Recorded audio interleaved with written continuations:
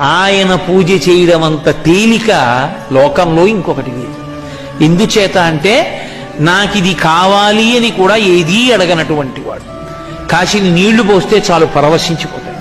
అటువంటి శివుడు కనుక ఆయన శంభుని, అటువంటి పరమాత్మ, అటువంటి దయార్ద్ర హృదయుడవు, చేసిన దోషాలు జ్ఞాపకంలో ఉండవు నీకు అని దేవతలందరూ వెళ్ళి ఆయన్ని స్తోత్రం చేసి, మూడవ కన్నున్నవాడా, ఉన్నది నువ్వు ఒక్కడివి, మూడు లోకములకు, కానీ నువ్వు మూడు అంకె మీద తిరుగుతుంటావు. మూడు లోకములకు, మూడు లోకాలు, పైలోకాలు, మధ్యలోకం, కింద లోకాలుగా ఉండేవాడు ఆయనే. మూడు మూర్తులకును, బ్రహ్మ విష్ణు మహేశ్వరులుగా ఉండేవాడు ఆయనే. మూడు కాలములకు, భూత భవిష్యత్ వర్తమాన కాలములుగా ఉండేవాడు ఆయనే. కాబట్టి మూడుగా కనపడి మూడు కాదు ఒక్కటిగా ఆఖరికి జ్ఞానంలో తెలియబడేవాడివి నువ్వే.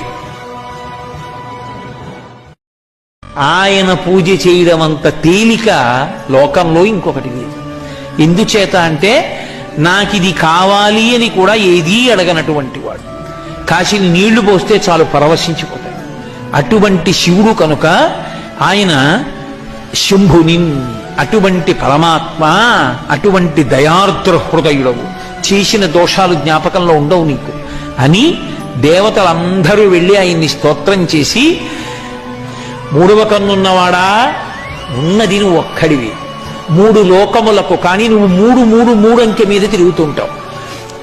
మూడు లోకములకు, మూడు లోకాలు, పైలోకాలు, మధ్యలోకం, కింద లోకాలుగా ఉండేవాడు ఆయనే. మూడు మూర్తులకును, బ్రహ్మ విష్ణు మహేశ్వరులుగా ఉండేవాడు ఆయనే. మూడు కాలములకు, భూత భవిష్యత్ వర్తమాన కాలములుగా ఉండేవాడు ఆయనే.